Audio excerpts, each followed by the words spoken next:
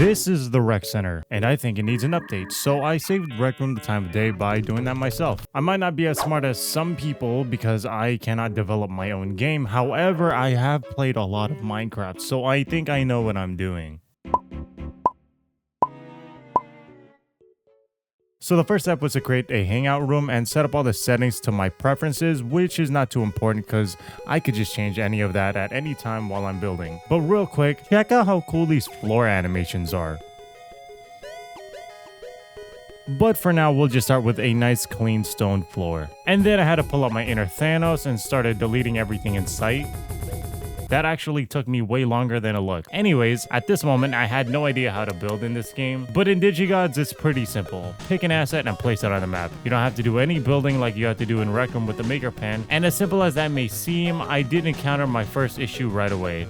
I realized that the snap feature was kind of difficult to work with, so I thought it would be easier if I were to just build with these blocky assets, which seemed to be the only assets that work well with the snap feature. But as soon as I needed other objects, I knew that I would have to just accept the fact that the snap feature would no longer be something I would be working with, which led to some goofy shapes and placements of objects, which me personally, I can live with, because I'm not a great builder anyways. I also found this cool long piece, which was perfect for the second floor near the cafe. And then I started working on the railings, and for the windows, I didn't know what to use, so I literally just placed other buildings with windows on them already. I then finished the rest of these stairs, and then I started placing some wooden walls until I realized there were actually real windows I could just use. Oh my god, bro. So I backtracked a little bit and placed those in. Bruh. And then I finished the rest of that wall, but I did decide to use buildings as my ceilings and as my floors. I used a different color building to separate the basketball area, which seemed to be the right choice. I then began working on the rest of the cafeteria area by finishing up the walls and the windows.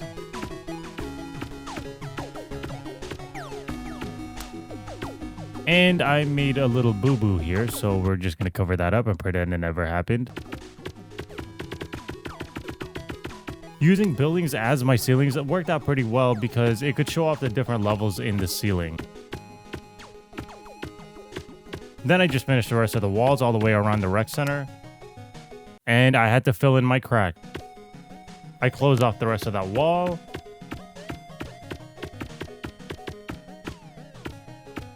And then I found the most perfect asset that I've been looking for. This would be perfect to be in the center of the rec center. I said center too many times. I then continued placing the ceilings. Oh, and that billboard looked pretty nice, so I thought I'd just place that in there too.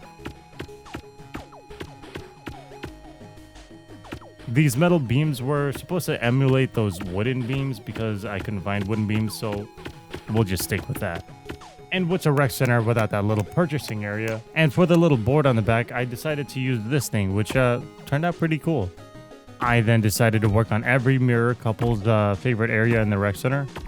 This right here is my favorite thing ever. In the history of forever. Digigods was actually nice enough to hook me up with some currency, so I bought some little assets that I didn't have originally. Now I gotta place the two most important objects in the entire rec center. And then I literally used a street and placed it sideways as the bar in the cafe. I don't know why I did that, but it looks pretty cool. 2 microwaves is better than 1. And then I placed a fridge because there's really not that many other objects I could place in the back of the counter, okay? Imagine a rec center where you couldn't bucket somebody. Digigods also has an ink limit, so I decided to use these kinds of tables to save up on that ink. Now I had to get started on the room above the hallway. Simply place some furniture around, this little table that nobody uses, and I thought this asset would work well here too, and it pretty much did. I then had this really smart idea to use cinder blocks by placing them halfway in the ground and then flipping them upside down to create that centerpiece in the rec center. Then I just had to put a cap on it, no cap. And then I noticed that some things weren't really aligned properly, so I moved the entrance over to the left by 1 block. Shout out to my E-couples. Right foot creep, walking with that heater. A couple of couches here, and that would be pretty much all done for the mirror room. I then tossed some sandwiches around because who doesn't like sandwiches, and then some soccer balls because there were no basketballs in this game. And my mom always told me to make sure I have some greens too, so I made sure to add some of that in the rec center. By the way, you could literally lock yourself in these lockers on accident. I've been there, I've done that. Yeah, don't do it. Shout out to these tables for really saving me ink. And at this point, I was really running out of ink, so I had to start deleting items. And that left me with just enough ink to finish off some last touches.